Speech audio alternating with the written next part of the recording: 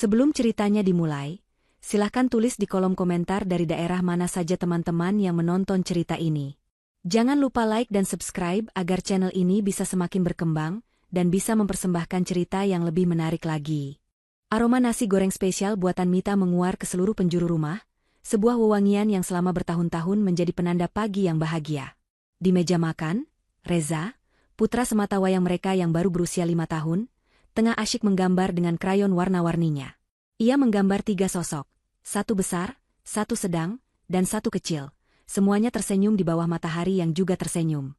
Itu adalah keluarganya. Mita tersenyum tipis melihatnya.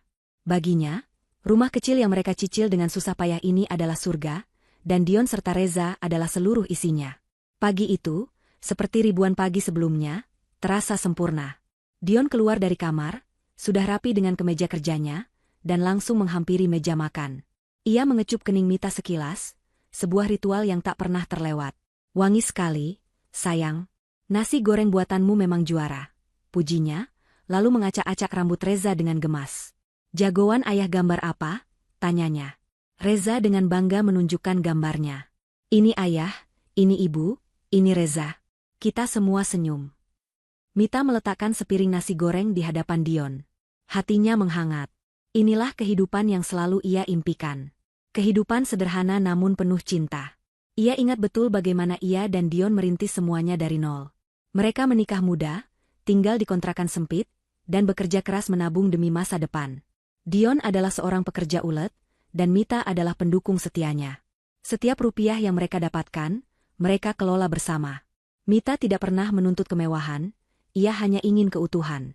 Ketika Dion akhirnya mendapatkan promosi jabatan di perusahaannya dan gaji mereka lebih dari cukup, Mita memilih untuk fokus menjadi ibu rumah tangga, mendedikasikan seluruh waktunya untuk merawat Dion dan membesarkan Reza. Baginya, melihat suami dan anaknya terurus dengan baik adalah kebahagiaan tertinggi. Ia adalah pondasi yang kokoh bagi rumah tangga mereka, memastikan segala sesuatunya berjalan lancar agar Dion bisa fokus bekerja tanpa beban. Surga kecilnya terasa begitu nyata dan kokoh, tak terpikir olehnya bahwa fondasi itu bisa retak. Namun, dalam beberapa bulan terakhir, retakan itu mulai muncul. Awalnya hanya retakan halus yang nyaris tak terlihat.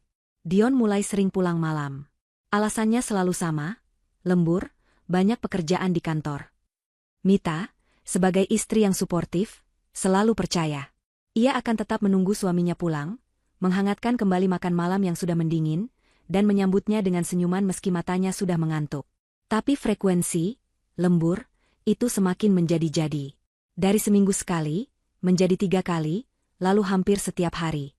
Senyum Mita mulai terasa berat, dan makanan yang ia hangatkan berkali-kali terasa hambar di lidahnya sendiri. Ruang tunggu di malam hari terasa semakin dingin dan sepi.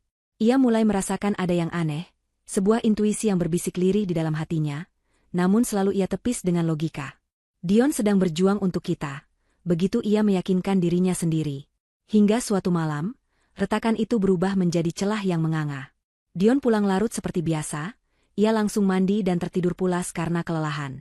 Mita yang hendak membereskan tas kerja suaminya, melihat ponsel Dion tergeletak di atas nakas.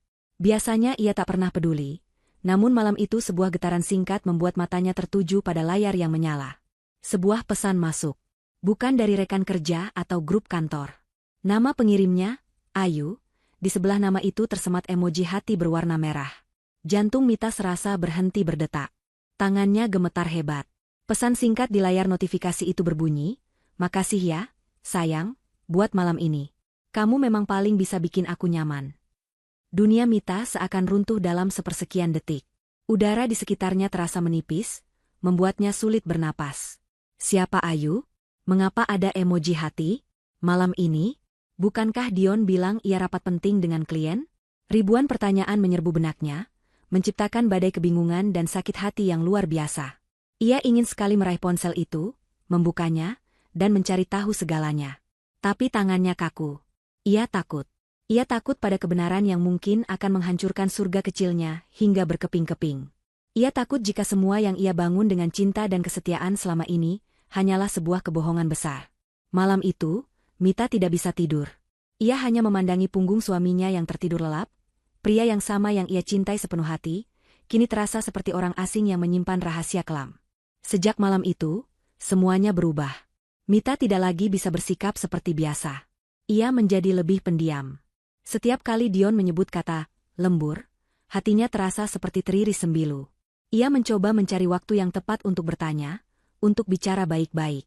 Tapi setiap kali ia mencoba, Dion selalu menghindar atau justru menjadi defensif. "Kamu kenapa sih sekarang? Curigaan terus? Aku ini kerja keras buat kamu dan Reza." Bentaknya suatu kali ketika Mita bertanya mengapa ponselnya kini selalu ia bawa bahkan ke kamar mandi. Bentakan itu adalah sebuah tamparan tak terlihat yang membuat Mita semakin terluka. Dion yang dulu lembut dan sabar kini menjadi mudah marah, terutama jika Mita menyinggung soal kesibukannya. Ia tak lagi memuji masakan Mita. Kecupan di kening terasa seperti formalitas yang dingin. Bahkan Reza yang masih polos pun bisa merasakannya. "Ibu, kenapa ayah sekarang jarang main sama Reza?" tanya putranya suatu sore, dengan tatapan yang membuat hati Mita semakin hancur. Ia hanya bisa memeluk Reza erat, menahan air mata, dan berbisik, "Ayah sibuk kerja, sayang." Dalam hatinya ia menjerit. Sibuk bekerja? Atau sibuk dengan surga barunya? Retakan itu kini telah menjadi jurang pemisah yang dalam di antara mereka, dan Mita berdiri di satu sisi, menatap kosong ke seberang, merasa surga yang ia bangun dengan susah payah kini sedang dilalap api pengkhianatan secara perlahan. Beberapa hari setelah insiden pesan singkat itu, Mita mencoba sekuat tenaga untuk menyatukan kembali kepingan hatinya. Demi Reza. Ia tidak ingin putranya tumbuh dalam suasana rumah yang dingin dan penuh kecurigaan. Ia memutuskan untuk sementara waktu mengubur rasa sakitnya, mencoba percaya bahwa mungkin ada kesalahpahaman. Mungkin Ayu hanyalah rekan kerja yang terlalu akrab. Mungkin Dion benar-benar lelah. Mungkin ini hanya fase buruk yang akan segera berlalu.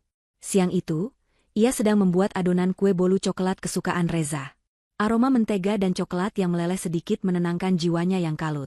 Reza duduk di dekatnya, dengan gembira menunggu adonan selesai agar bisa menjilati sisa coklat di mangkuk.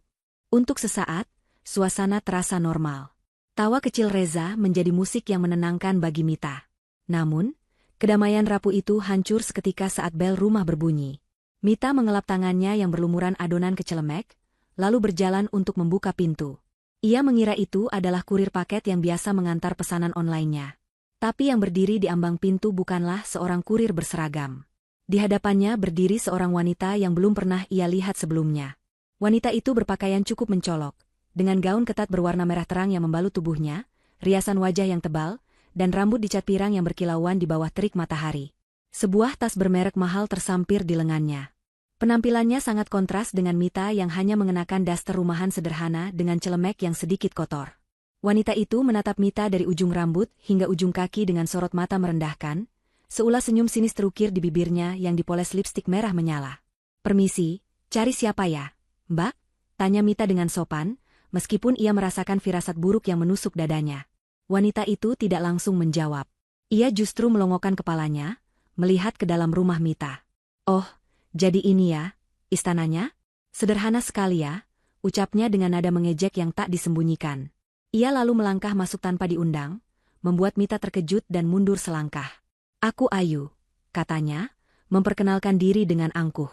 Nama itu, Ayu. Jantung Mita serasa diremas kuat. Jadi, ini dia orangnya. Wanita di balik pesan singkat itu. Darah Mita seketika mendidih, namun ia mencoba menahan diri. "Ada urusan apa Anda datang ke sini?" tanya Mita, suaranya bergetar menahan amarah. Ayu tertawa kecil, tawa yang terdengar seperti desisan ular. Ia duduk di sofa ruang tamu seolah-olah itu adalah rumahnya sendiri. Ia mengelus perutnya yang tampak sedikit membuncit, sebuah gestur yang penuh makna. "Aku kesini untuk bicara baik-baik, sebagai sesama wanita," mulainya, namun tatapan matanya sama sekali tidak menunjukkan niat baik. "Aku cuma mau bilang, lebih baik kamu mundur secara teratur. Kasihan, kan, kalau harus diusir." "Apa maksudmu?" sergah Mita, emosinya mulai tak terbendung. Ayu menatapnya dengan tajam. "Jangan pura-pura bodoh. Aku sedang mengandung anak Mas Dion," katanya dengan penekanan di setiap kata. Kalimat itu bagai petir yang menyambar Mita di siang bolong. Kakinya lemas, ia hampir terjatuh jika tidak berpegangan pada dinding. Napasnya tercekat di tenggorokan. Jadi, intuisinya benar. Pengkhianatan Dion bukan hanya sekadar pesan mesra, tapi sudah sejauh ini. Melihat Mita yang pucat pasi, Ayu justru semakin menikmati permainannya. Ia melanjutkan dengan kalimat-kalimat yang lebih berbisa. "Kamu tahu kenapa Mas Dion bisa sampai berpaling ke aku? Karena dia tidak bahagia sama kamu. Kamu itu membosankan, tidak bisa merawat diri. Lihat saja penampilanmu sekarang, katanya sambil menunjuk Mita dengan dagunya. Air mata mulai menggenang di pelupuk mata Mita, namun ia menahannya sekuat tenaga. Ia tidak akan memberikan kepuasan pada wanita ini dengan melihatnya menangis. Keluar dari rumah saya. Sekarang, desis Mita, suaranya serak. Tapi Ayu belum selesai. Ia menyimpan racun yang paling mematikan untuk serangan terakhirnya. Ia berdiri dan mendekati Mita, berbisik dengan suara licik. Mas Dion cerita semuanya ke aku. Dia bilang, dia sudah lama curiga kalau kamu itu yang main serong di belakangnya. Dia cari pelarian ke aku karena merasa dikhianati olehmu. Mita terperangah. Tuduhan itu begitu absurd, begitu keji. Bagaimana bisa Dion, pria yang ia layani dengan seluruh hidupnya, berpikir sekotor itu? Dan kemudian, Ayu melepaskan panah beracunnya yang terakhir, tepat mengarah ke jantung Mita.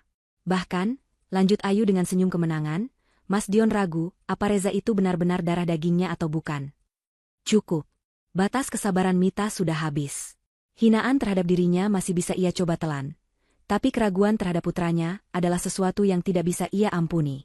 Amarah yang sedari tadi ia pendam meledak hebat. Kurang ajar, teriak Mita. Ia sudah tidak peduli lagi dengan sopan santun. Ia mendorong tubuh Ayu dengan sekuat tenaga. Beraninya kau bicara seperti itu tentang anakku. Kau wanita iblis. Keluar dari rumahku. Ayu yang tidak menyangka akan mendapat perlawanan fisik, sedikit terhuyung. Ia lalu berakting kaget dan takut. Aduh, kamu mau mencelakai aku dan bayiku? Pekiknya dramatis. Mereka saling berteriak. Ruang tamu yang tadinya damai kini menjadi arena pertempuran dua wanita yang memperebutkan satu pria. Tepat di puncak kekacauan itu, suara deru mobil Dion terdengar di halaman, diikuti dengan pintu depan yang terbuka. Dion pulang lebih awal hari itu. Ia terpaku di ambang pintu, melihat pemandangan di hadapannya, Mita yang tampak murka dengan mata memerah, dan Ayu yang memasang wajah korban, menangis sesenggukan. Ada apa ini? Tanya Dion dengan suara keras. Hati Mita sempat berharap Dion akan membelanya, akan mengusir wanita perusak ini. Namun harapannya musnah seketika. Tanpa bertanya lebih lanjut, Dion langsung menghampiri Ayu, merengkuhnya, dan menenangkannya. Kamu tidak apa-apa, sayang? Tanyanya pada Ayu dengan lembut. Lalu, ia menoleh ke arah Mita dengan tatapan penuh amarah. Mita, apa yang kamu lakukan? Kenapa kamu kasar sama Ayu? Pertanyaan itu adalah paku terakhir yang menancap di peti mati pernikahan mereka. Di depan matanya sendiri, suaminya, ayah dari anaknya, sedang melindungi wanita simpanannya dan menyalahkannya. Ayu, dari balik bahu Dion, menatap Mita dengan senyum kemenangan yang samar. Mita berdiri mematung, seluruh kekuatannya seakan terkuras habis. Ia menatap kosong pada dua orang di hadapannya. Surga kecilnya tidak lagi retak, tapi sudah hancur lebur, rata dengan tanah, dan ia terkubur hidup-hidup di bawah reruntuhannya. Kekacauan di ruang tamu itu membeku dalam satu momen yang mengerikan. Dion berdiri laksana hakim, merengkuh Ayu yang terisak-isak palsu di dalam pelukannya, sementara Mita berdiri sendirian, menjadi terdakwa tanpa pengacara. Udara terasa berat, syarat dengan pengkhianatan. Reza, yang mendengar keributan itu dari kamarnya, muncul di ambang pintu dengan wajah pias ketakutan, memeluk boneka dinosaurusnya dengan erat. Pemandangan itu menyayat hati Mita, memberinya kekuatan untuk tidak runtuh. Masuk ke kamar, sayang, kata Mita pada Reza, suaranya bergetar namun tegas. Reza menatap ayahnya, lalu ibunya, dan dengan langkah ragu, ia kembali ke kamarnya, menutup pintu pelan. Setelah Reza pergi, Dion akhirnya angkat bicara, matanya menyorot Mita dengan kilat amarah yang belum pernah Mita lihat sebelumnya. Jelaskan ini, Mita, apa-apaan ini semua? Sebelum Mita bisa membuka mulut, Ayu yang berada dalam dekapan Dion, sengaja mempererat tangisnya. Dia dorong aku, Mas. Dia marah waktu aku bilang aku hamil anakmu. Dia bilang aku pembohong. Dia benci sama anak kita, bisik Ayu dengan suara yang dirancang untuk terdengar lemah dan penuh penderitaan. Namun setiap katanya adalah racun yang meresap langsung ke telinga dan hati Dion. Hati Mita terasa seperti dicabik-cabik. Wanita itu tidak hanya merebut suaminya, tapi juga memutarbalikkan fakta dengan begitu keji. Itu tidak benar, Dion. Dia yang datang ke sini dan menghinaku, dia bahkan. Cukup, potong Dion. Ia melepaskan pelukannya dari Ayu dengan lembut, menyuruhnya duduk di sofa. Kamu tenang dulu di sini, katanya pada Ayu, sebelum kembali menghadap Mita dengan wajah mengeras. Kita bicara di dalam. Dion berjalan mendahului Mita ke kamar tidur mereka, tempat yang dulu menjadi saksi bisu cinta mereka, kini akan menjadi ruang interogasi. Mita mengikutinya dengan langkah berat. Begitu pintu tertutup, Dion langsung memberondongnya dengan tuduhan. Semua kata-kata berbisa yang diucapkan Ayu tadi, kini keluar dari mulut suaminya sendiri. Jadi benar kau mengusirnya? Kau menyakitinya saat dia sedang hamil? Tanya Dion, nadanya dingin dan menusuk. Dion, dengarkan aku dulu. Mita memohon, mencoba meraih lengan suaminya, namun Dion menepisnya dengan kasar. Wanita itu datang ke sini, menuduhku yang bukan-bukan. Dia bilang aku yang tidak setia, dia meragukan Reza. Jangan bawa-bawa nama Reza dalam sandiwaramu, bentak Dion. Ayu sudah cerita semuanya. Dia bilang kau sering pergi diam-diam saat aku kerja. Dia bilang kau punya laki-laki lain. Itu sebabnya kau panik saat dia datang membawa kebenaran, kan? Jawab, Mita. Jawab. Mita terhuyung mundur, bukan karena dorongan fisik, tapi karena hantaman tuduhan yang begitu menyakitkan. Kepalanya menggeleng pelan, tak percaya dengan apa yang didengarnya. Pria di hadapannya ini bukan lagi Dion yang ia kenal. Ini adalah monster yang telah dirasuki oleh hasutan iblis. Air matanya yang sedari tadi ia tahan, akhirnya luruh juga. Bagaimana bisa kau percaya padanya? Bagaimana bisa kau berpikir sekotor itu tentangku? Dion? Aku istrimu. Aku ibu dari anakmu, isak Mita. Justru itu yang aku ragukan sekarang. Balas Dion, suaranya merendah namun penuh penekanan mematikan. Aku ragu Reza itu anakku. Dunia Mita berhenti berputar. Kalimat itu, kalimat yang sama persis seperti yang diucapkan Ayu beberapa saat lalu, kini diucapkan oleh bibir suaminya sendiri. Rasa sakitnya melebihi apapun yang pernah ia rasakan. Ini bukan lagi sekadar pengkhianatan, ini adalah penghancuran total atas harga dirinya sebagai seorang wanita, sebagai seorang ibu. Tangisnya berhenti seketika, digantikan oleh kekosongan yang dingin. Ia menatap Dion, menatap mata pria yang pernah memujanya, dan kini hanya melihat kebencian dan keraguan di sana. Melihat Mita yang terdiam, Dion merasa di atas angin. Ia merasa semua kecurigaannya terbukti. Kenapa? Kaget aku tahu, cibirnya. Ia kemudian mengucapkan kalimat yang menjadi puncak dari semua tuduhan keji itu. Kita harus tes DNA. Hanya itu satu-satunya cara untuk membuktikan semuanya. Kalau kamu memang tidak bersalah, kamu tidak akan takut, kan? Tes DNA. 3 kata itu terdengar seperti vonis mati bagi pernikahan mereka. Mita menatap nanar pada sebuah foto di dinding, foto pernikahan mereka. Di sana, mereka berdua tersenyum bahagia, penuh harapan. Lalu pandangannya beralih ke foto lain. Foto Dion yang sedang menggendong Reza saat bayi, mencium pipi gembilnya dengan penuh kasih sayang. Hatinya menjerit. Bagaimana bisa pria dalam foto itu berubah menjadi monster di hadapannya sekarang? Rasa sakit di hatinya perlahan bermetamorfosis menjadi sesuatu yang lain. Bukan lagi kesedihan, melainkan sebuah kemarahan dingin dan kekecewaan yang mendalam. Ia tidak akan memohon lagi. Ia tidak akan menangis lagi di hadapan pria ini. Harga dirinya sudah diinjak-injak sampai ke dasar. Kini, yang tersisa hanyalah pembuktian. Bukan untuk Dion, tapi untuk dirinya sendiri, dan yang terpenting, untuk kehormatan putranya, Reza. Mita menegakkan punggungnya. Ia menyeka sisa air mata di pipinya dengan kasar. Ia menatap lurus ke mata Dion, tatapannya kini kosong dari cinta, hanya ada sorot mata yang tajam dan dingin. Baik, ucap Mita, suaranya datar namun mantap. Lakukan tes itu. Lakukan apa yang harus kau lakukan. Biar kau lihat sendiri betapa hinanya pikiranmu, dan betapa bodohnya dirimu, karena telah mempercayai ular berbisa itu. Jawaban Mita yang tak terduga membuat Dion sedikit terkejut. Namun ia segera menepisnya, menganggap itu hanya gertakan. Malam itu, ia menelepon Ayu, memberitahukan bahwa Mita telah setuju untuk melakukan tes DNA. Di seberang telepon, Ayu berpura-pura terkejut dan bersimpati. Ya ampun, Mas. Kasihan Mita. Aku jadi merasa bersalah, ucapnya dengan nada penuh sandiwara. Tapi begitu telepon ditutup, senyum kemenangan yang licik langsung tersungging di bibirnya. Rencananya berjalan mulus. Ia segera menghubungi seorang kenalan lama yang bekerja sebagai staf administrasi di sebuah laboratorium klinik. Percakapan mereka singkat, padat, dan transaksional. Sejumlah besar uang akan ditransfer, dan sebagai imbalannya, sebuah dokumen hasil tes DNA palsu akan dibuat, siap untuk menghancurkan sebuah keluarga. Hari pengambilan sampel tiba. Suasana di dalam mobil terasa beku. Dion menyetir dalam diam, wajahnya kaku. Mita duduk di sebelahnya, memandang lurus ke depan, tak sedikit pun menoleh pada suaminya. Di kursi belakang, Reza duduk sambil membolak-balik buku ceritanya. Ia hanya tahu akan diperiksa dokter, dan tidak mengerti beban berat yang sedang dipikul ibunya. Mita menggenggam tangan mungil putranya dengan erat. Selama proses pengambilan sampel usap pipi, Mita berusaha tersenyum pada Reza, menenangkannya, sementara hatinya sendiri terasa seperti disayat sembilu. Prosedur itu hanya berlangsung beberapa menit. Namun bagi Mita, rasanya seperti sebuah upacara formal untuk meresmikan kematian kepercayaan dalam rumah tangganya. Saat mereka berjalan keluar dari klinik, tak ada sepatah kata pun yang terucap. Mereka hanya berjalan dalam diam, menuju mobil, menuju hari penghakiman yang telah dirancang oleh kelicikan dan kebodohan. Hari-hari setelah pengambilan sampel adalah hari-hari terpanjang dalam hidup Mita. Rumah yang dulu hangat kini terasa seperti kuburan. Tak ada lagi tawa, tak ada lagi obrolan di meja makan. Dion dan Mita hidup seperti dua orang asing yang terjebak di bawah satu atap. Dion memilih tidur di sofa ruang tamu, menciptakan jarak fisik yang semakin mempertegas jurang emosional di antara mereka.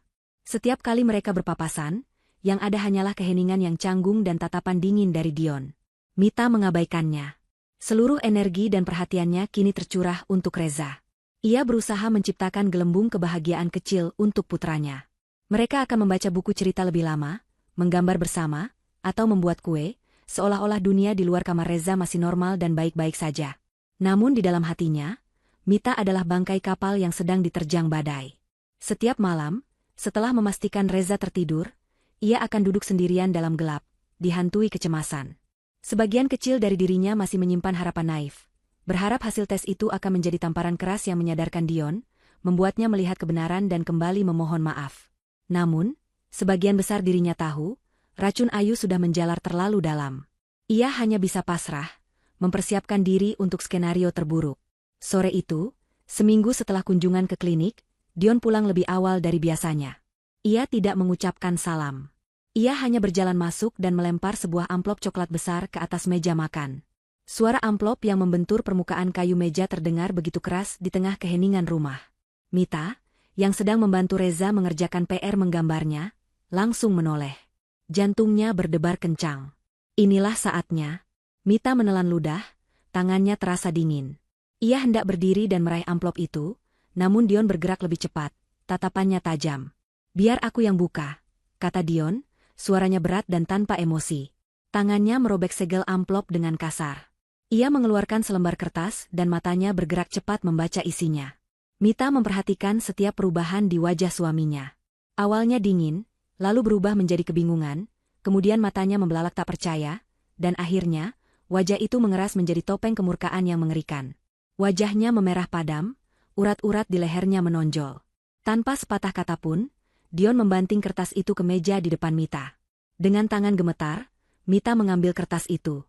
Matanya terpaku pada deretan kalimat teknis yang tidak ia mengerti, hingga ia menemukan satu kalimat di bagian kesimpulan, yang dicetak tebal. Probabilitas sebagai ayah biologis, 0%. Napas Mita tercekat. Dunianya berputar. Telinganya berdenging. Tidak mungkin. Bisiknya lirih. Ia tahu ini bohong. Ia tahu dengan seluruh jiwa dan raganya bahwa ini adalah sebuah kebohongan besar. Reza adalah darah daging Dion, buah dari cinta mereka. Ini bohong, Dion. Ini pasti salah. Wanita itu, Ayu pasti sudah melakukan sesuatu. Mita mencoba menjelaskan, suaranya bergetar hebat, matanya menatap Dion memohon pengertian. Tapi Dion sudah tidak bisa lagi mendengar. Baginya, kertas di tangan Mita adalah kebenaran absolut. Itu adalah konfirmasi dari semua bisikan beracun Ayu, pembenaran atas pengkhianatannya sendiri. Kemarahannya meledak tak terkendali. "Pembohong!" teriaknya, suaranya menggema di seluruh ruangan. Ia menunjuk wajah Mita dengan jari gemetar. "Jadi selama ini aku dibohongi. Aku hidup dengan seorang penipu. Aku membesarkan anak haram." Reza, yang mendengar teriakan ayahnya, berlari keluar dari kamarnya dengan wajah ketakutan. "Ayah? Ibu? Kenapa?" cicitnya. Kemunculan Reza bukannya melunakkan hati Dion, malah semakin menyulut apinya.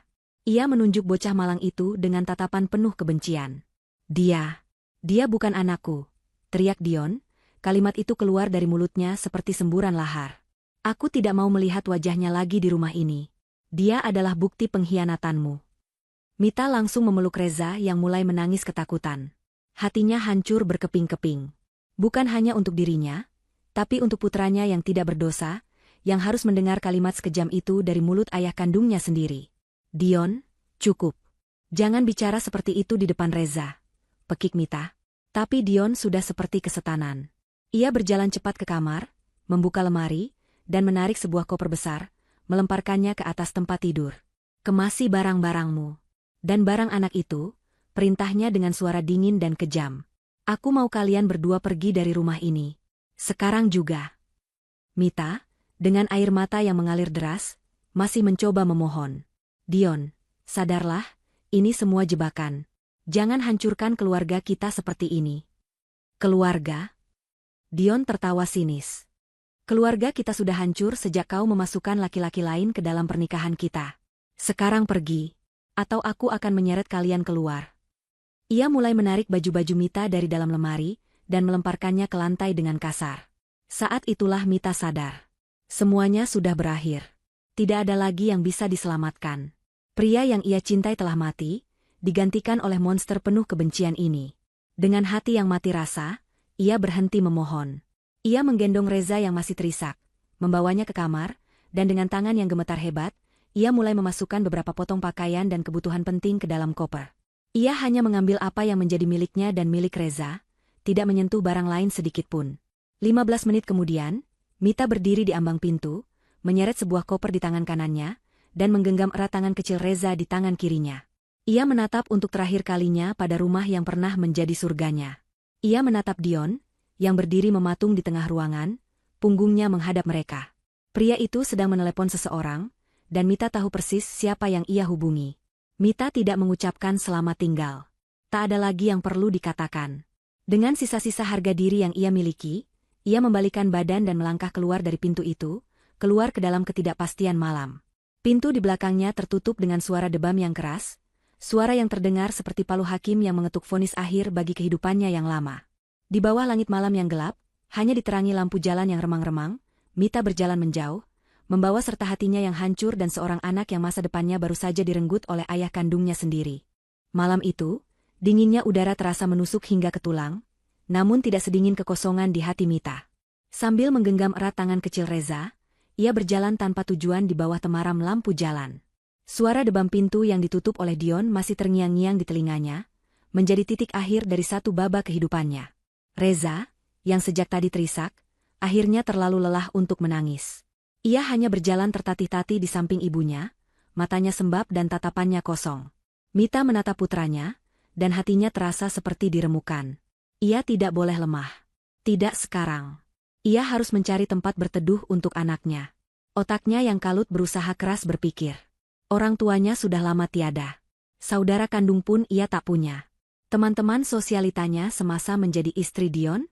Tidak mungkin. Ia terlalu malu untuk menunjukkan kehancurannya di hadapan mereka. Tiba-tiba, ia teringat satu nama, Rina. Sahabat masa kecilnya, teman sepermainannya di kampung dulu sebelum ia menikah dengan Dion dan pindah ke kota. Hubungan mereka memang merenggang karena kesibukan, tapi Rina adalah orang yang baik hati. Dengan sisa uang di dompetnya, Mita menghentikan sebuah taksi. Ia menyebutkan alamat Rina yang ia ingat ada di sebuah perkampungan padat di pinggir kota. Sepanjang perjalanan, hujan mulai turun, rintiknya yang deras seolah ikut menangisi nasib mereka. Reza akhirnya tertidur di pangkuan Mita. Napasnya teratur, sejenak lupa pada mimpi buruk yang baru saja ia alami. Mita membelai rambut putranya, air matanya kembali mengalir dalam diam, bercampur dengan bayangan lampu jalan yang kabur di kaca jendela taksi. Taksi berhenti di ujung sebuah gang sempit yang becek, tak bisa masuk lebih jauh. Mita membayar ongkos taksi, yang langsung menguras hampir separuh sisa uangnya.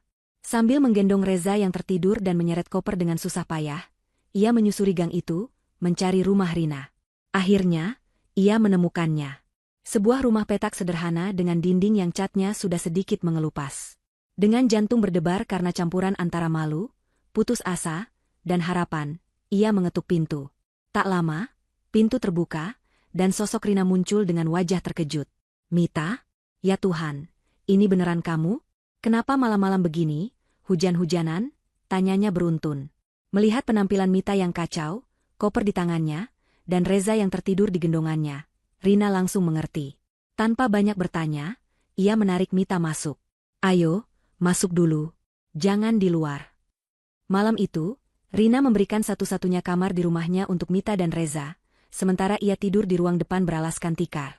Mita membaringkan Reza di atas kasur kapuk yang tipis. Kontrasnya begitu tajam dengan kasur empuk berukuran besar di rumahnya dulu.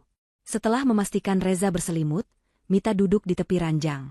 Ia menceritakan segalanya pada Rina, semua kepahitan yang baru saja ia alami. Rina, meskipun hidupnya juga pas-pasan, mendengarkan dengan penuh simpati, sesekali mengusap punggung Mita untuk memberinya kekuatan. Malam itu, Mita tidak bisa tidur. Bayangan wajah Dion yang penuh amarah, teriakan yang menyakitkan, dan senyum kemenangan Ayu terus berkelebat di benaknya. Ia menangis tanpa suara, menumpahkan semua rasa sakitnya dalam gelap, agar tidak membangunkan putranya. Keesokan paginya, kenyataan menghantam Mita dengan keras. Ia tidak bisa selamanya menumpang pada Rina. Ia harus mencari uang, mencari tempat tinggal sendiri. Ia harus memulai hidup baru dari titik nol. Setelah menitipkan Reza pada Rina, Mita mulai berkeliling mencari pekerjaan. Namun, kenyataan lebih kejam dari yang ia bayangkan. Ijazah SMA dan pengalaman bertahun-tahun sebagai ibu rumah tangga tidak bernilai di pasar kerja yang keras. Berulang kali ia ditolak. "Maaf, Bu, kami cari yang lebih muda." Atau, "Maaf, kami butuh yang punya pengalaman kerja kantoran," adalah kalimat-kalimat yang harus ia telan. Rasa malu dan putus asa sempat menghampirinya. Tapi setiap kali ia teringat wajah polos Reza, kekuatannya kembali terisi. Ia tidak boleh menyerah. Akhirnya, Mita memutuskan untuk tidak lagi mencari pekerjaan kantoran. Ia akan melakukan apa saja yang halal untuk mendapatkan uang. Ia mulai dengan menawarkan jasa mencuci dan menyetrika pakaian pada tetangga-tetangga di sekitar kontrakan Rina. Pagi-pagi buta, sebelum Reza bangun, ia sudah pergi ke sebuah warung makan kecil di ujung gang, membantu mencuci piring dan membersihkan meja dengan upah harian yang tak seberapa. Siang hari, ia akan menjemput dan mengantar tumpukan pakaian kotor. Tangannya yang dulu halus terawat kini menjadi kasar dan seringkali terluka karena sabun colek dan sikat cuci. Punggungnya terasa sakit setiap malam karena harus membungkuk berjam-jam saat mencuci dan berdiri lama saat menyetrika. Bau keringat dan deterjen murah kini menjadi parfumnya sehari-hari. Reza, meskipun masih kecil, mengerti perubahan drastis dalam hidup mereka. Ia menjadi anak yang lebih pendiam. Ia tidak lagi pernah merengek meminta mainan atau makanan mahal. Ia melihat ibunya pulang setiap sore dengan wajah lelah dan senyum yang dipaksakan. "Ibu, kapan kita pulang ke rumah kita?" tanyanya suatu hari, pertanyaan polos yang membuat hati Mita teriris. Dengan sisa tenaganya, Mita akan memeluk Reza dan berkata, "Sekarang, di mana ada ibu dan Reza, disitulah rumah kita, sayang. Kita sedang memulai petualangan baru." Reza kecil akan membantu ibunya dengan hal-hal kecil, seperti melipat pakaian yang sudah kering, atau merapikan tempat tidur mereka yang sempit. Bantuan kecil itu menjadi sumber kekuatan terbesar bagi Mita. Setelah beberapa bulan bekerja serabutan, Mita berhasil mengumpulkan cukup uang untuk menyewa sebuah kamar kos kecil berukuran 3x3 meter, dengan kamar mandi di luar yang harus dipakai bersama penghuni lain. Inilah istana baru mereka. Kecil, pengap, tapi milik mereka sendiri. Suatu malam, setelah seharian bekerja keras, Mita duduk di lantai, menghitung lembaran uang lecek hasil kerjanya hari itu. Jumlahnya hanya cukup untuk membeli makan besok dan menabung sedikit untuk bayar sewa bulan depan. Ia memandang Reza yang sudah tertidur pulas di atas kasur lantai tipis. Wajahnya damai. Gelombang keputusasaan sempat menyergap Mita. Sampai kapan hidup mereka akan seperti ini? Ia merasa gagal, merasa lelah. Namun, saat melihat wajah tidur putranya, sebuah api kembali menyala di dalam dadanya. Api amarah, kegigihan, dan cinta seorang ibu. Ia mengepalkan tangannya. Air matanya menetes. Namun kali ini bukan air mata kesedihan, melainkan air mata janji. Ibu bersumpah, "Nak," bisiknya dalam gelap. "Ibu tidak akan membiarkan hidupmu seperti ini selamanya. Ibu akan bangkit. Kita akan tunjukkan pada ayahmu dan dunia, bahwa mereka telah membuat kesalahan terbesar, karena telah membuang kita." Ibu janji. Janji itu menjadi mantra, menjadi bahan bakar yang akan menopang perjuangannya di tahun-tahun mendatang. 10 tahun berlalu dalam sekejap mata. Waktu mengalir deras, membawa serta keringat dan air mata Mita, mengubahnya menjadi wanita yang jauh lebih tegar dan tangguh. Mereka tidak lagi tinggal di kamar kos sempit. Berkat kerja kerasnya yang tak kenal lelah, dari menerima order jahitan hingga akhirnya berhasil membuka usaha catering kecil-kecilan dari rumah, Mita mampu menyewa sebuah rumah kontrakan petak yang lebih layak. Terdiri dari 1 ruang tamu kecil, 1 kamar tidur, dan dapur, rumah itu menjadi saksi bisu perjuangan dan pertumbuhan mereka. Kehidupan mereka masih sangat sederhana, jauh dari kemewahan masa lalu, namun penuh dengan martabat yang mereka bangun sendiri. Reza, kini telah tumbuh menjadi seorang remaja laki-laki berusia 15 tahun. Ia tidak seperti remaja kebanyakan. Badai kehidupan yang ia lalui sejak kecil telah menempanya menjadi pribadi yang pendiam, dewasa sebelum waktunya, dan sangat tajam pikirannya. Ia tidak lagi mengingat dengan jelas wajah ayahnya, yang ia ingat hanyalah rasa sakit dan penghinaan di malam itu, serta punggung ibunya yang bekerja tanpa henti demi dirinya. Kenangan itu tidak membuatnya menjadi pemberontak. Sebaliknya, itu menjadi cambuk yang memacunya untuk menjadi yang terbaik. Di sekolah menengah negeri tempatnya belajar, namanya selalu berada di peringkat pertama. Ia melahap buku-buku pelajaran seperti orang kelaparan, menyerap setiap ilmu dengan begitu mudah. Namun, kecerdasan Reza tidak hanya terbatas pada akademis. Ia tahu, mengandalkan prestasi sekolah saja tidak akan cukup cepat untuk mengubah nasib mereka. Sepulang sekolah, saat teman-temannya pergi bermain atau nongkrong, Reza langsung pulang dan memulai pekerjaannya. Di sudut kamarnya yang sempit, terdapat sebuah komputer bekas yang ia rakit sendiri dari komponen-komponen murah yang ia beli dengan uang tabungannya. Dengan komputer itulah, ia membuka jasa pengetikan dan desain grafis sederhana untuk tugas-tugas sekolah anak-anak di lingkungannya. Upahnya tidak besar, tapi cukup untuk membeli buku-buku bekas atau menambah uang belanja ibunya. Terkadang, ia juga memberikan les privat matematika dan fisika untuk anak-anak SMP. Kemampuannya menjelaskan rumus-rumus rumit dengan cara yang sederhana membuatnya cepat terkenal di kampungnya. Mita seringkali mengamatinya dalam diam dari ambang pintu kamar. Hatinya dipenuhi campuran antara rasa bangga yang meluap-luap dan rasa sakit yang samar. Ia bangga melihat putranya tumbuh menjadi pemuda yang begitu cerdas dan bertanggung jawab. Namun ia juga sakit, karena tahu bahwa beban di pundak Reza seharusnya tidak seberat itu di usianya. Seharusnya Reza bisa menikmati masa remajanya dengan lebih bebas. Reza, sudah dulu kerjanya. Ayo makan malam, ibu sudah siapkan semur jengkol kesukaanmu, panggil Mita suatu malam. Reza menoleh dari layar komputernya, tersenyum tipis. Sebentar, Bu. Tinggal sedikit lagi desain poster pesanan anak SMA sebelah. Hubungan mereka adalah hubungan tim yang solid. Mereka adalah dunia bagi satu sama lain. Di meja makan yang sederhana, mereka akan berbagi cerita. Reza akan menceritakan tentang pelajaran di sekolah, tentang guru yang galak, atau tentang teman yang lucu. Mita akan menceritakan pesanan catering yang ramai atau gosip terbaru dari ibu-ibu pengajian. Mereka tertawa bersama, saling menguatkan dalam diam. Topik tentang Dion hampir tidak pernah terungkit. Itu adalah luka lama yang mereka berdua putuskan untuk tidak disentuh. Namun keberadaannya selalu terasa, menjadi motivasi sunyi bagi perjuangan mereka. Reza tidak pernah bertanya, dan Mita tidak pernah memulai. Reza tahu ibunya sudah cukup menderita. Ia tidak ingin menambah bebannya dengan pertanyaan masa lalu. Ia hanya punya satu tujuan, membuat ibunya tersenyum bangga dan tidak perlu lagi bekerja hingga larut malam. Kesempatan emas itu akhirnya datang. Sekolahnya mengumumkan adanya Olimpiade Sains tingkat nasional yang pemenangnya akan mendapatkan beasiswa penuh, hingga lulus kuliah di universitas negeri terbaik di Indonesia. Tanpa ragu, Reza mendaftarkan diri. Siang dan malam ia belajar, membedah soal-soal tahun lalu, dan melakukan eksperimen sederhana di rumah. Mita mendukungnya dengan cara yang ia bisa, memastikan Reza tidak kekurangan gizi, membuatkannya teh hangat saat belajar hingga larut, dan yang terpenting, mendoakannya dalam setiap sujudnya. Hari pengumuman adalah hari yang paling menegangkan. Hasilnya akan diumumkan secara online tepat pukul 3 sore. Sejak siang, Mita sudah tidak tenang. Tangannya gemetar saat mengaduk masakannya. Jantungnya berdebar lebih kencang daripada saat ia menunggu hasil ujiannya sendiri dulu. Tepat pukul 3, Reza pulang dari sekolah. Wajahnya datar, sulit dibaca. Mita tidak berani bertanya, ia hanya menatap putranya dengan cemas. Reza meletakkan tasnya, lalu berjalan mendekati ibunya yang sedang berdiri terpaku di dapur. Ia tidak berkata apa-apa. Ia hanya mengeluarkan selembar kertas dari dalam sakunya dan memberikannya pada Mita. Itu adalah hasil cetak dari pengumuman di situs web. Mita membaca nama-nama pemenang.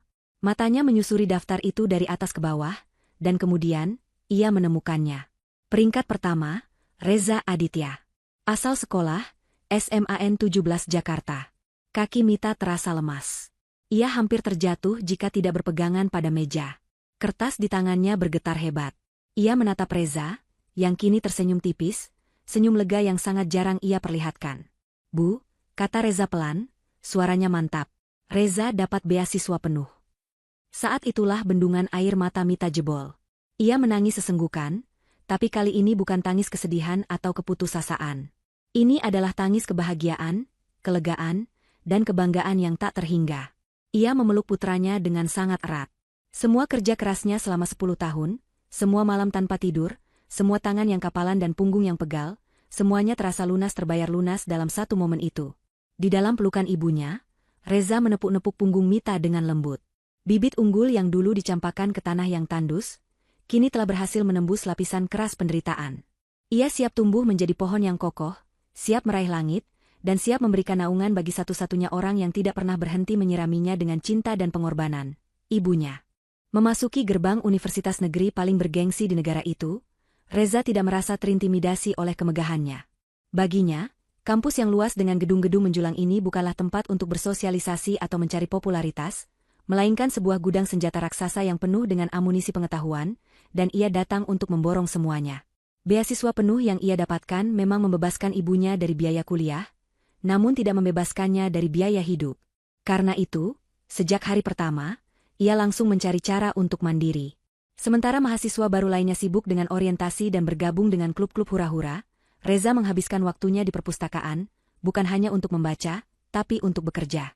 Ia berhasil mendapatkan pekerjaan paruh waktu sebagai asisten perpustakaan, sebuah posisi yang memberinya dua keuntungan: upah bulanan untuk biaya makan dan kos, serta akses tak terbatas ke ribuan buku dan jurnal ilmiah hingga larut malam. Ia menjadi hantu di antara rak-rak buku, sosok yang selalu pulang paling akhir, matanya menyala dengan rasa lapar akan ilmu pengetahuan. Mita di rumah merasa sedikit sedih karena putranya semakin sibuk, namun rasa bangga mengalahkan segalanya. Setiap transferan uang, sekecil apapun, yang dikirim Reza dengan catatan, "buat jajan ibu," selalu membuat mata Mita berkaca-kaca. Di tengah kesibukannya antara kuliah dan bekerja, pikiran Reza yang tajam dan observatif tidak pernah berhenti bekerja. Ia melihat sebuah celah, sebuah masalah nyata yang ada di sekelilingnya, yang berakar dari pengalamannya sendiri. Ia melihat ibunya, Mita, yang memiliki usaha catering dengan masakan lezat yang tak ada duanya, namun pelanggannya hanya sebatas tetangga dan kenalan dari mulut ke mulut. Ia melihat para pengrajin tangan, penjual kue rumahan, dan pemilik warung kecil lainnya, para pelaku usaha mikro, kecil, dan menengah, UMKM, yang memiliki produk berkualitas namun tergilas oleh zaman digital. Mereka tidak punya kemampuan, waktu, atau biaya untuk bersaing di dunia online. Mereka tidak bisa membayar agensi digital marketing yang tarifnya selangit. Mereka terjebak dalam metode pemasaran konvensional, sementara dunia terus berlari kencang di jalur internet. Disitulah ide besarnya lahir. Sebuah ide yang tidak datang dari ruang kuliah yang dingin, melainkan dari dapur ibunya yang hangat dan penuh asap. Ia tidak ingin membuat sekadar aplikasi atau situs web biasa. Ia membayangkan sebuah platform terintegrasi yang super mudah digunakan, dirancang khusus untuk orang-orang seperti ibunya. Sebuah sistem di mana seorang penjual kue bisa dengan mudah mengunggah foto produknya dari ponsel, mengatur stok, menerima pembayaran online, bahkan menjadwalkan promosi di media sosial secara otomatis, hanya dengan beberapa kali klik. Semuanya dalam satu dashboard, dengan biaya langganan bulanan yang lebih murah dari sebungkus rokok. Malam-malamnya di kamar kos sempit kini diisi dengan suara ketikan keyboard yang tak kenal lelah. Ditemani kopi instan murah dan tekad yang membara, ia mulai membangun prototipe dari idenya tersebut. Ia menggunakan semua ilmu yang ia pelajari di bangku kuliah dan di perpustakaan untuk merancang arsitektur sistem yang efisien dan kuat. Reza sadar ia tidak bisa membangun sebuah kerajaan sendirian. Ia butuh tim. Ia mendekati dua orang teman seangkatannya yang memiliki visi dan kondisi yang sama-sama brilian dan sama-sama bukan berasal dari keluarga kaya.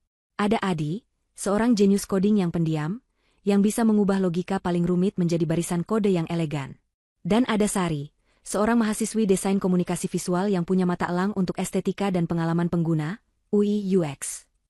Markas mereka adalah kamar kos Adi yang sedikit lebih luas. Di sanalah, di antara tumpukan buku, bungkus mie instan, dan kabel yang berseliweran, fondasi dari mimpi besar mereka mulai dibangun. Klien pertama dan satu-satunya yang mereka miliki saat itu adalah Mita Catering. Reza merombak total cara ibunya berbisnis. Ia membuatkan sebuah situs web profesional lengkap dengan galeri foto yang menggugah selera, sistem pemesanan online, dan akun media sosial yang ia kelola. Hasilnya instan dan luar biasa. Pesanan mulai berdatangan dari kantor-kantor dan perumahan di luar lingkungan mereka. Omzet catering Mita naik 3 kali lipat dalam 2 bulan. Ini adalah bukti konsep yang mereka butuhkan. Platform mereka bukan hanya sekadar ide, tapi benar-benar berfungsi. Kesempatan untuk melompat lebih tinggi datang dalam bentuk sebuah kompetisi startup tingkat universitas yang menawarkan hadiah utama berupa dana hibah sebesar 100 juta rupiah. Bagi mereka, jumlah itu bukan sekadar besar, tapi bisa mengubah segalanya. Dengan semangat membara, mereka mendaftarkan diri. Hari-hari mereka diisi dengan menyempurnakan prototipe dan menyusun proposal bisnis. Hari presentasi final tiba. Reza, Adi, dan Sari, dengan kemeja mereka yang paling rapi, berdiri di hadapan dewan juri yang terdiri dari para investor kawakan dan praktisi bisnis. Mereka adalah tim yang paling tidak meyakinkan secara penampilan, bersaing dengan anak-anak orang kaya yang presentasinya licin dan idenya terdengar canggih. Namun, ketika giliran Reza berbicara, suasana ruangan berubah. Ia tidak menjual mimpi muluk tentang unicorn atau valuasi triliunan. Ia menceritakan sebuah kisah. Kisah tentang ibunya. Kisah tentang jutaan UMKM di luar sana yang berjuang untuk bertahan hidup. Ia memaparkan datanya dengan tajam, mendemonstrasikan prototipenya dengan lancar, dan menjawab setiap pertanyaan dengan keyakinan yang datang dari hati. Para juri melihat sesuatu yang berbeda pada diri Reza. Bukan sekadar ambisi untuk menjadi kaya, tapi gairah tulus untuk menciptakan dampak. Saat pengumuman pemenang, jantung mereka bertiga berdebar begitu kencang. Beberapa nama finalis disebutkan, hingga akhirnya MC mengumumkan juara pertama. Dan pemenang utama kompetisi startup tahun ini, dengan ide bisnis yang paling membumi dan berpotensi menciptakan dampak sosial yang luas, adalah Tim Maju Digital. Nama yang mereka ciptakan semalam sebelum pendaftaran itu menggema di seluruh aula. Reza, Adi, dan Sari saling pandang tak percaya. Sebelum akhirnya sorak-sorai dan tepuk tangan menyadarkan mereka. Mereka berhasil. Langkah pertama menuju puncak telah mereka pijak. Dari belakang panggung, dengan tangan masih sedikit gemetar karena adrenalin, Reza menelepon ibunya. "Bu," katanya, mencoba menahan suaranya agar tidak bergetar karena haru. "Kita berhasil. Kita menang."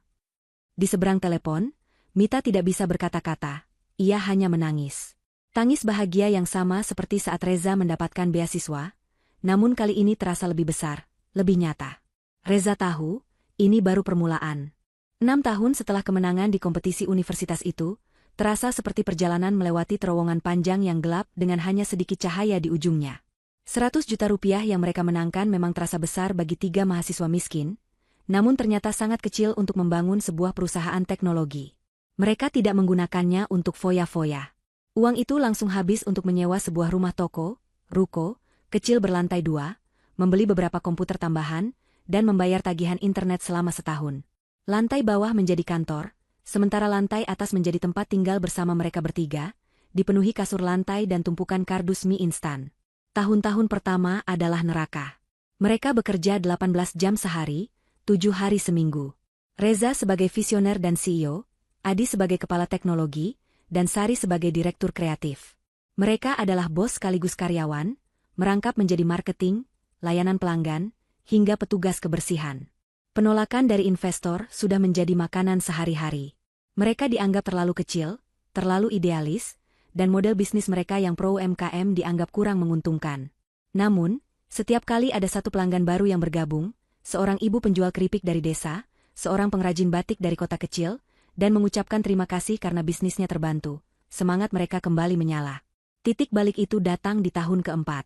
Sebuah portal berita nasional besar menurunkan artikel utama tentang fenomena digitalisasi UMKM.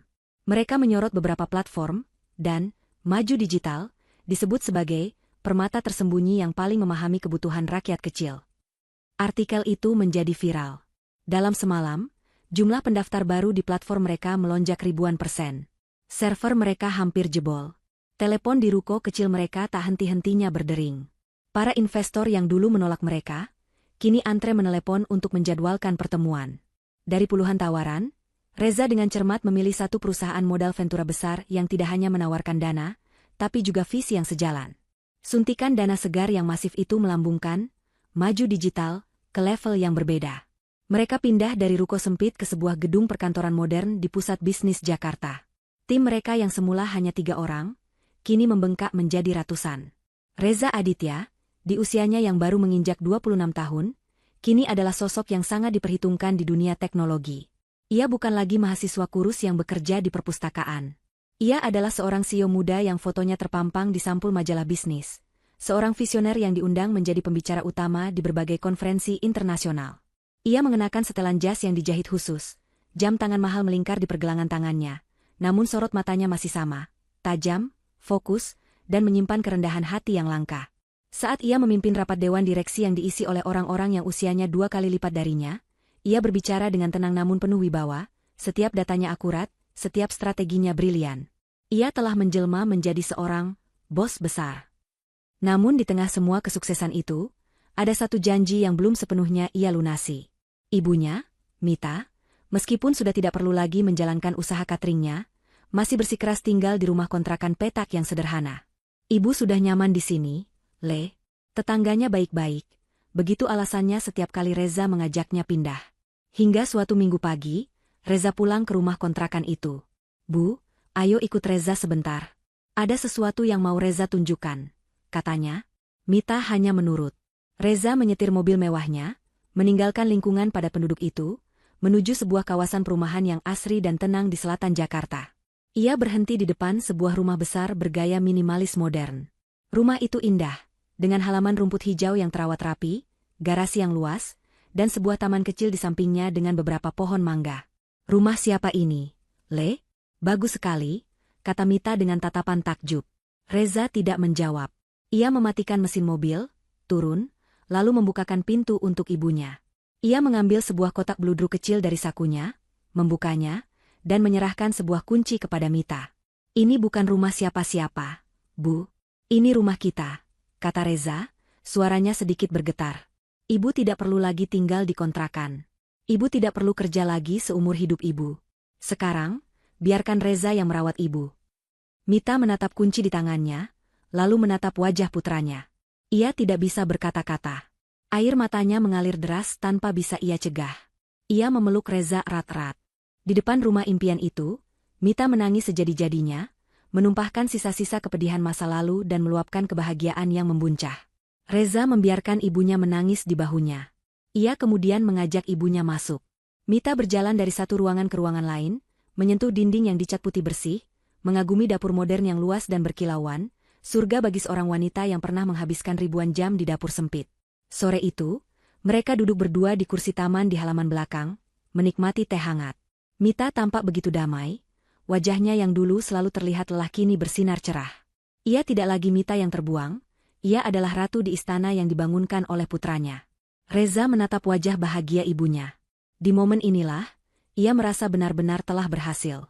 Bukan saat perusahaannya mencapai valuasi miliaran dolar, bukan saat ia diwawancara oleh media asing, tapi saat ini, saat ia melihat senyum tulus di wajah wanita yang telah mengorbankan segalanya untuknya. Sang bos besar telah lahir. Bukan karena tahta bisnis yang ia duduki, tetapi karena janji suci kepada ibunya kini telah lunas ia tunaikan. Sementara Mita dan Reza merangkak naik dari dasar jurang penderitaan, di belahan kota yang lain, Dion dan Ayu sedang menikmati kemenangan mereka di atas istana pasir yang mereka bangun dari kebohongan. Beberapa bulan pertama setelah kepergian Mita, hidup terasa seperti mimpi bagi Dion.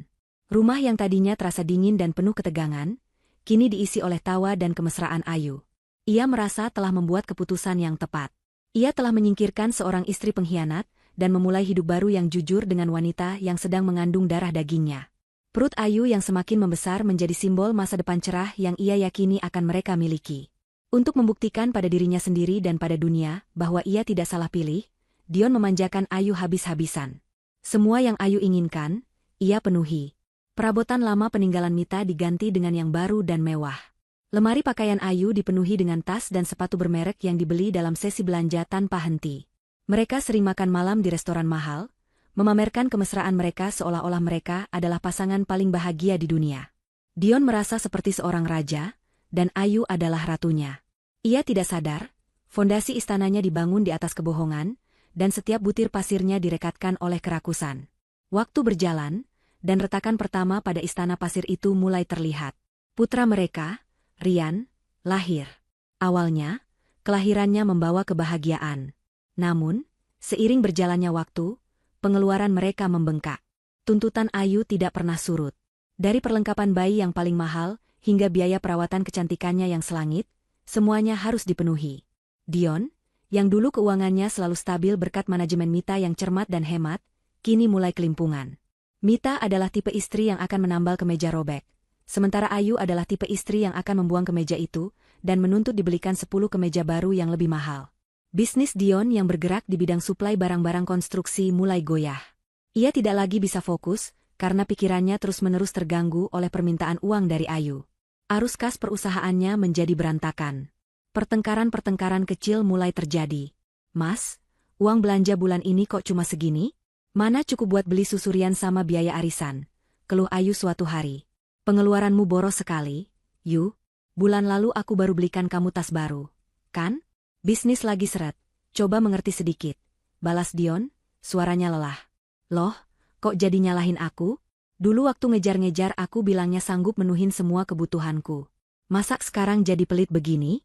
Aku ini istrimu, wajar dong kalau minta," sergah Ayu. Pertengkaran semacam itu menjadi menu harian mereka. Cinta yang dulu membara kini mulai padam, tertimbun oleh tumpukan tagihan dan kekecewaan. Untuk menutupi kesulitannya dan memenuhi gaya hidup Ayu, Dion mulai mengambil keputusan-keputusan bisnis yang gegabah. Ia mengambil pinjaman bank dengan bunga tinggi, melakukan investasi berisiko dengan harapan mendapat keuntungan cepat, namun semuanya gagal. Lubang di keuangannya semakin besar, menggerogoti fondasi bisnisnya hingga keropos. Tahun-tahun berikutnya adalah potret sebuah kejatuhan yang lambat dan menyakitkan. Tepat saat Reza sedang merintis, maju digital, dari kamar kosnya, bisnis Dion akhirnya benar-benar bangkrut. Ia terlilit utang di mana-mana. Pukulan terberat datang saat ia terpaksa menjual rumahnya, rumah yang sama tempat ia mengusir Mita dan Reza belasan tahun lalu. Kenangan saat Mita menatapnya dengan tatapan kosong sebelum pergi, tiba-tiba melintas di benaknya, namun segera ia tepis. Hasil penjualan rumah ludes dalam sekejap untuk membayar sebagian utang dan memenuhi sisa-sisa gaya hidup mewah Ayu. Mereka terpaksa pindah ke sebuah rumah sewa yang jauh lebih kecil. Dion, sang mantan bos, kini harus menelan harga dirinya dan bekerja sebagai manajer penjualan di perusahaan orang lain dengan gaji pas-pasan. Kejatuhan finansial itu berdampak buruk pada segalanya, terutama pada putra mereka, Rian. Tumbuh dengan melihat ibunya yang materialistis dan ayahnya yang semakin tak berdaya, Rian menjelma menjadi remaja yang manja, malas, dan tidak punya rasa hormat. Ia terbiasa mendapatkan apa yang ia mau, dan ketika orang tuanya tidak lagi bisa memenuhinya, ia akan mengamuk. Ia tidak seperti Reza yang menjadikan kesulitan sebagai bahan bakar. Bagi Rian, kemiskinan adalah aib dan kesalahan orang tuanya. "Yah, minta uang dong. Mau beli sepatu baru, malu sama teman-teman sepatuku udah jelek," pinta Rian suatu sore. "Bulan ini uang ayah sudah habis, Yan. Sepatumu kan masih bagus," jawab Dion lemah. "Halah, alasan aja. Ini semua salah ayah. Kenapa sih kita harus miskin? Dulu katanya ayah bos, sekarang kok jadi kacung orang?" bentak Rian sebelum membanting pintu kamarnya. Hati Dion terasa perih. Ia gagal sebagai pebisnis, gagal sebagai suami, dan kini ia gagal sebagai seorang ayah. Pria yang dulu gagah dan penuh percaya diri itu, kini tampak jauh lebih tua dari usianya. Wajahnya kusam, bahunya merosot, dan matanya kosong, menyimpan kekalahan yang mendalam. Ayu pun tak lebih baik. Tanpa uang untuk perawatan mahal, kecantikannya yang dulu mempesona kini luntur. Wajahnya sering cemberut, dan mulutnya tak pernah berhenti mengeluh dan menyalahkan Dion atas nasib buruk mereka. Puncak dari kehancuran istana pasir mereka terjadi di sebuah malam yang panas di rumah kontrakan mereka yang pengap. Cicak berdecak di dinding yang catnya mengelupas. Mereka kembali bertengkar hebat karena masalah uang. "Aku sudah tidak tahan hidup seperti ini terus, Mas. Setiap hari makan seadanya. Mau beli bedak saja susah," jerit Ayu, suaranya melengking. "Lalu aku harus bagaimana lagi? Aku sudah kerja banting tulang. Harusnya dulu kau tidak memaksaku untuk hidup mewah," balas Dion, emosinya memuncak. Ayu tertawa sinis, tawa yang penuh dengan kepahitan. "Oh, jadi sekarang aku yang salah? Coba kamu ngaca. Kamu itu memang tidak becus. Dulu saja kamu bisa kaya karena ada Mita yang pintar atur uang. Setelah sama aku, kamu baru kelihatan aslinya kalau kamu itu pecundang." Lalu, Ayu mengucapkan kalimat yang paling menyakitkan. "Coba dulu aku tidak menikah denganmu. Coba dulu aku cari laki-laki lain yang lebih kaya. Hidupku pasti jauh lebih enak sekarang. Menikah denganmu adalah kesalahan terbesarku." Dion terdiam. Kata-kata Ayu menusuknya tepat di jantung. Ia menatap wanita di hadapannya. Wanita yang karenanya ia membuang keluarga dan harga dirinya. Wajah cantik itu kini tampak seperti topeng iblis yang mengerikan. Ia menatap sekeliling rumah kontrakannya yang sempit dan suram. Ia sadar sepenuhnya. Istananya telah runtuh. Tidak ada lagi kemewahan, tidak ada lagi cinta, tidak ada lagi kebanggaan. Yang tersisa hanyalah puing-puing penyesalan dan kebencian. Kehidupan di rumah kontrakan yang sempit itu semakin hari semakin terasa seperti neraka. Pemicu ledakan terakhir datang dari sekolah Rian. Pihak sekolah menelepon, memberitahukan bahwa Rian sudah hampir sebulan tidak masuk sekolah dan diduga terlibat dalam pergaulan yang tidak baik. Puncaknya, ia berkelahi dan merusak fasilitas sekolah. Pihak sekolah menuntut ganti rugi sejumlah uang yang bagi Dion, saat ini terasa seperti nominal yang mustahil ia dapatkan. Malam itu, setelah Dion pulang kerja dengan wajah lelah dan pikiran kalut, pertengkaran paling hebat dalam sejarah pernikahan mereka pun meletus. Ini semua karena didikanmu.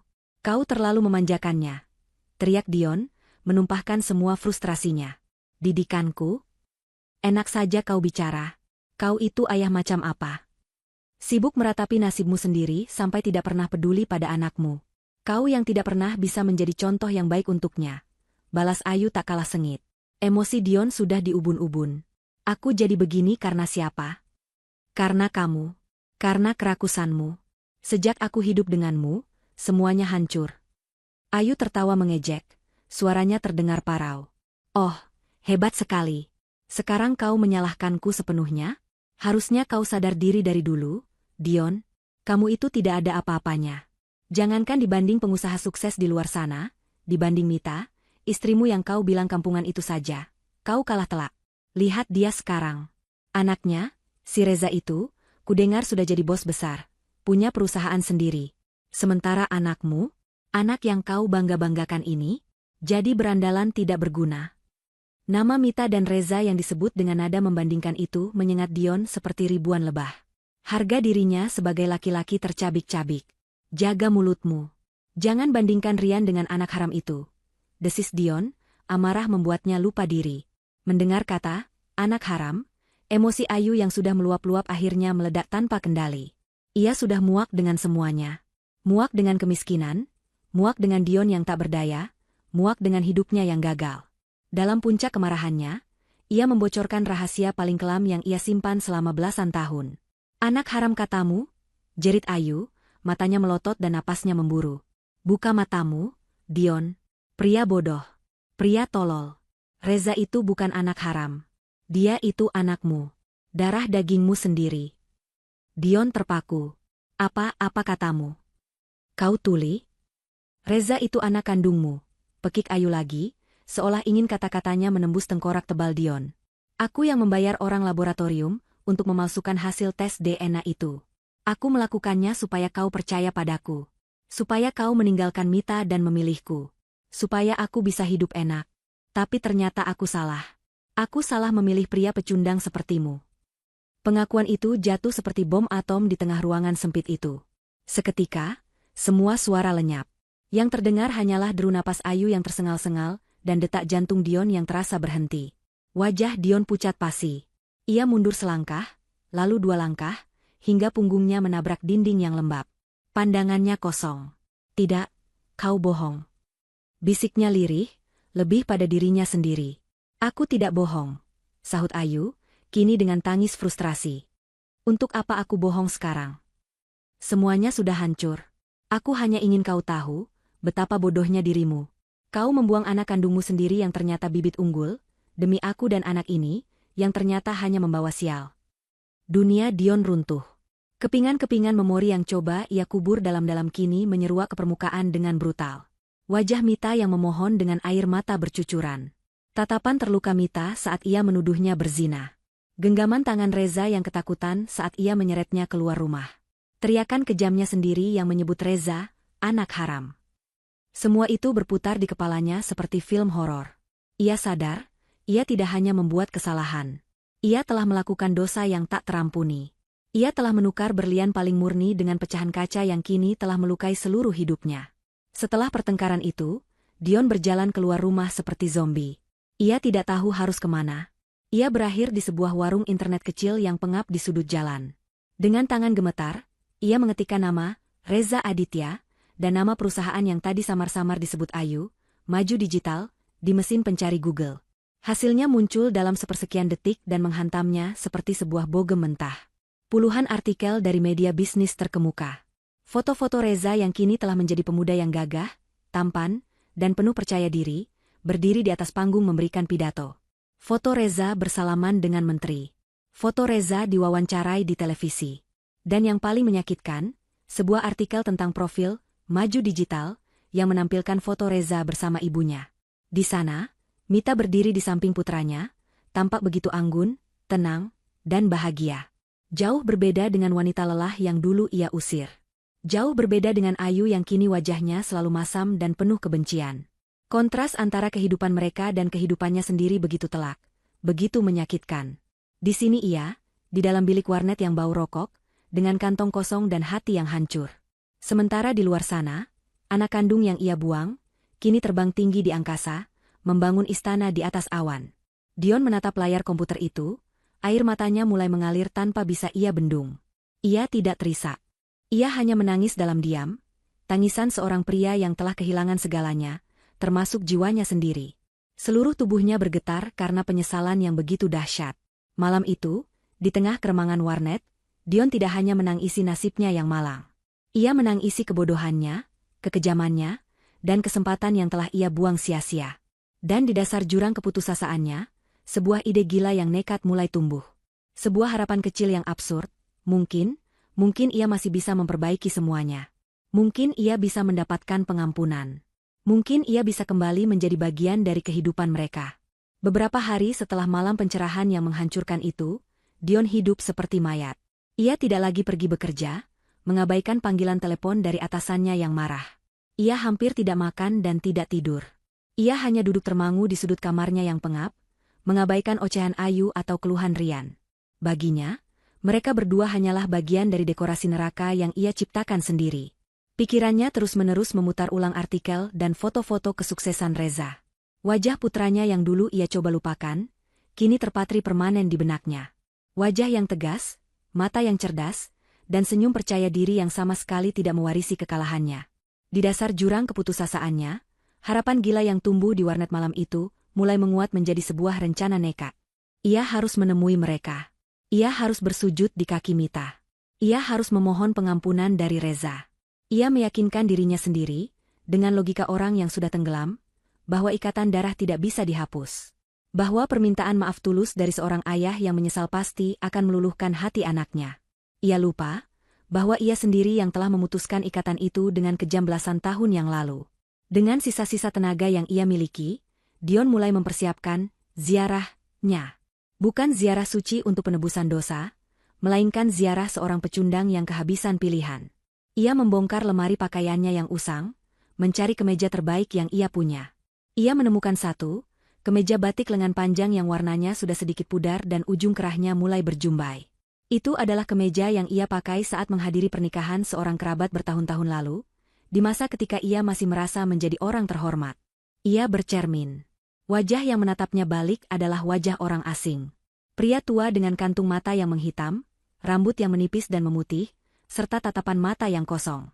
Ia mencoba menyisir rambutnya yang lepek, berharap bisa terlihat sedikit lebih pantas. Namun yang ia lihat hanyalah potret kegagalan yang menyedihkan.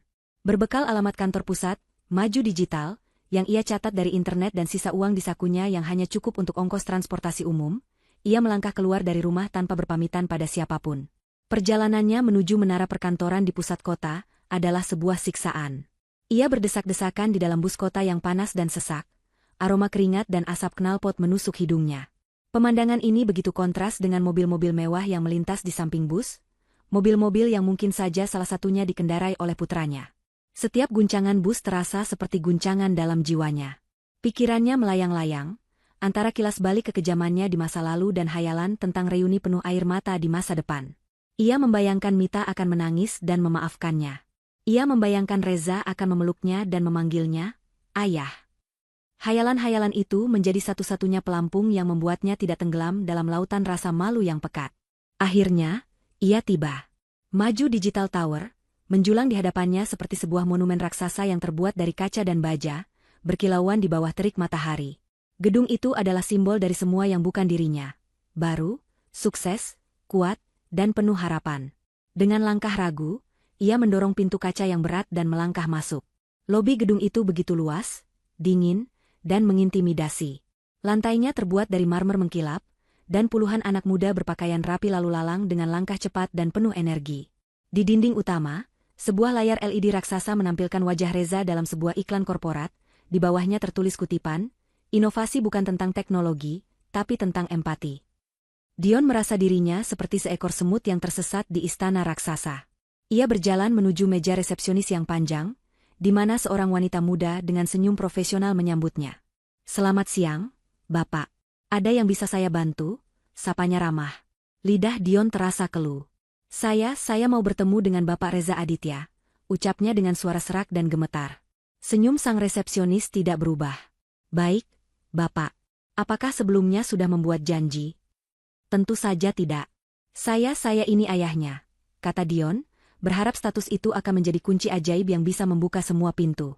Ekspresi sang resepsionis berubah sedikit. Ada kilat kasihan bercampur curiga di matanya. Jelas ia sudah terlatih menghadapi situasi seperti ini. "Mohon maaf, Bapak. Jadwal Bapak Reza untuk hari ini sangat padat dan sudah penuh. Jika ada pesan yang ingin disampaikan, Bapak bisa menitipkannya pada saya." Sebuah dinding tak terlihat baru saja didirikan di hadapannya. Ia, ayah kandungnya, tidak bisa menemui putranya sendiri tanpa janji temu. Ia diperlakukan sama seperti sales atau orang asing lainnya. "Tolonglah, Mbak. Ini sangat penting. Saya hanya butuh 5 menit. Mohon." Dion, suaranya kini terdengar menyedihkan. "Sekali lagi mohon maaf, Bapak. Saya hanya menjalankan prosedur," jawab sang resepsionis dengan tegas namun tetap sopan. Dion mulai panik. Ia sedikit mengangkat suaranya, menarik perhatian beberapa orang di lobi. "Saya ini ayahnya. Saya berhak bertemu dengan anak saya." Melihat situasi yang mulai tidak kondusif, sang resepsionis dengan sigap menekan sebuah tombol di bawah mejanya. Tak lama, 2 orang satpam berbadan tegap menghampiri Dion. Mereka tidak kasar, namun kehadiran mereka sudah cukup mengintimidasi. "Mari, Pak. Sebaiknya Bapak menunggu di sebelah sini agar tidak mengganggu tamu lain," kata salah satu satpam dengan sopan, sambil dengan lembut mengarahkan Dion ke area sofa di sudut lobi. Dion terduduk lemas di sofa. Ia dikalahkan. Ia bahkan tidak mampu melewati garda pertahanan pertama. Ia, sang ayah biologis, hanyalah seorang pengganggu di kerajaan yang dibangun oleh putranya. Setelah duduk termangu selama hampir 1 jam, ia sadar usahanya di sini sia-sia. Dengan langkah gontai, ia berjalan keluar dari gedung itu. Ia tidak pergi jauh. Ia hanya berdiri di seberang jalan, di bawah sebuah pohon yang rindang, menatap ke puncak menara kaca itu. Di salah satu jendela di atas sana, putranya sedang bekerja, mengendalikan roda bisnisnya, tanpa tahu bahwa ayah yang telah membuangnya kini berdiri di bawah, menatapnya seperti seorang pengemis. Ziarah orang kalah ini baru saja dimulai, dan ia sudah menemui kegagalan pertamanya yang telak. Berdiri berjam-jam di seberang jalan membuat kaki Dion terasa kram dan kepalanya pening. Harapannya untuk bisa mencegat Reza saat pulang kantor pun sirna. Sebuah sedan hitam mewah meluncur keluar dari parkiran basement dengan kecepatan tinggi.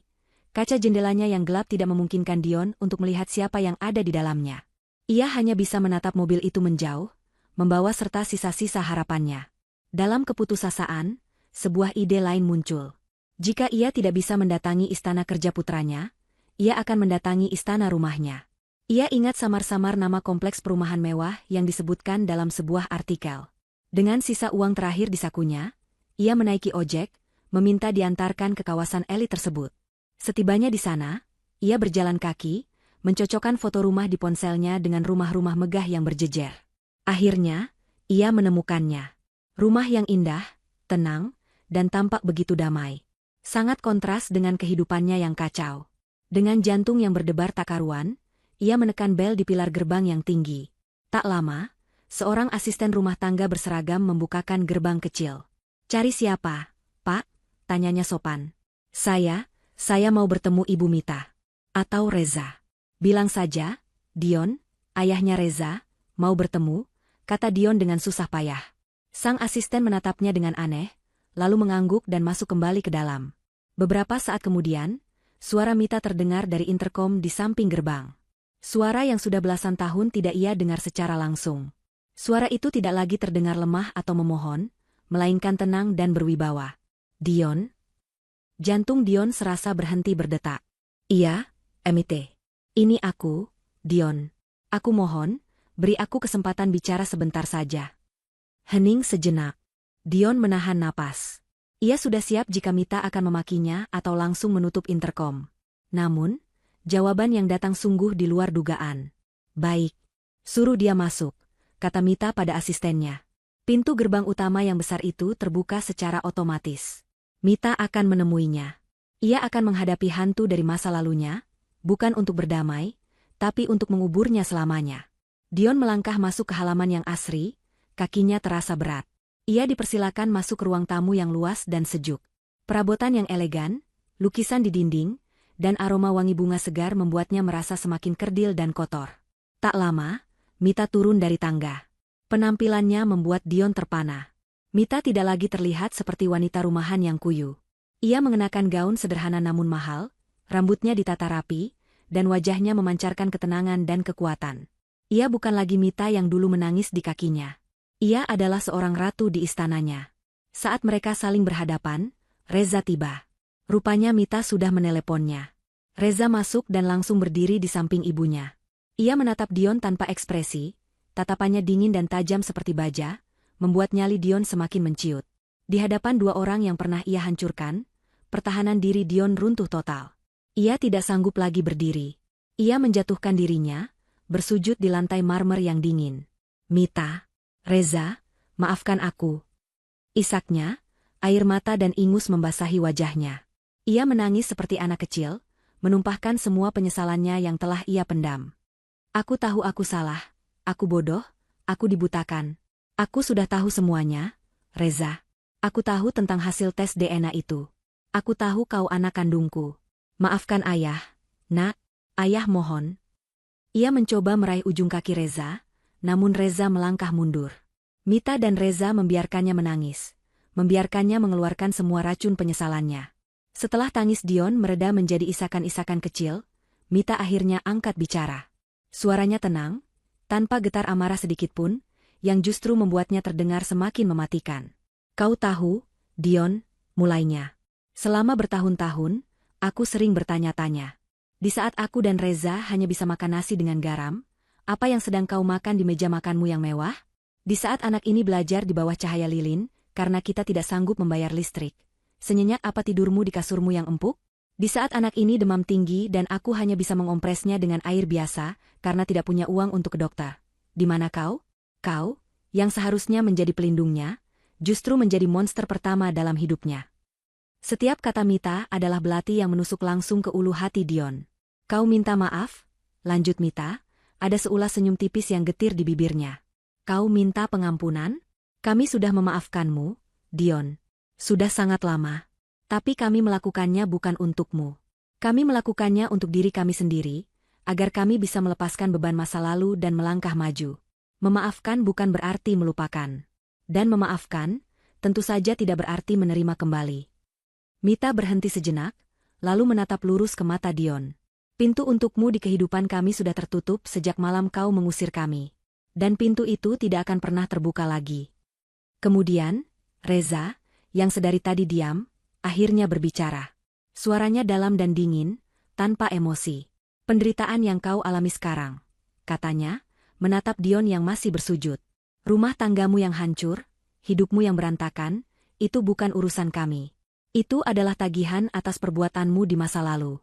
Itu adalah buah yang harus kau petik dari pohon yang kau tanam sendiri. Anggap saja ini adalah karma. Reza kemudian memberi isyarat kecil pada seorang satpam yang sudah berdiri siaga di dekat pintu. Tolong, antar bapak ini keluar dari properti saya. Satpam itu melangkah maju. Mari, Pak, katanya dengan sopan namun tegas. Dion menatap Reza, lalu Mita, dengan tatapan memohon terakhir. Tapi yang ia lihat hanyalah dua wajah yang tenang dan mantap. Tak ada keraguan, tak ada belas kasihan. Harapan terakhirnya telah padam. Dengan tubuh lunglai, ia membiarkan dirinya dipapah berdiri dan digiring keluar. Suara permohonannya yang lirih. Mita, Reza, hilang ditelan udara. Gerbang besi yang megah itu tertutup di belakangnya dengan suara klik yang pelan namun final. Dion berdiri sendirian di luar, di jalanan yang sepi. Ia telah diusir untuk kedua kalinya. Dulu ia yang mengusir, kini ia yang diusir. Di dalam rumah, Mita dan Reza berdiri berdampingan, menatap ke arah gerbang yang sudah tertutup. Beban terakhir yang selama ini mengganjal di hati mereka akhirnya terangkat. Hantu masa lalu telah benar-benar lenyap. Mita meraih tangan putranya, menggenggamnya erat. Mereka saling pandang dan tersenyum, sebuah senyum kelegaan yang tulus. Tanpa berkata apa-apa lagi, mereka berbalik badan, melangkah bersama semakin dalam ke rumah mereka yang penuh cahaya, menuju masa depan mereka yang cerah, akhirnya benar-benar bebas dan damai.